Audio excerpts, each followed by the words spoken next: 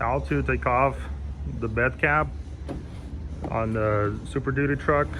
This is a 2020 without breaking the tabs. So I use this kind of tool. You can use like any kind of hook tool. Start off at the back.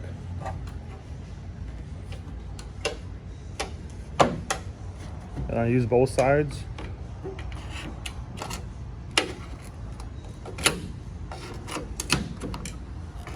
Go from the front, then the back of it, and just work your way.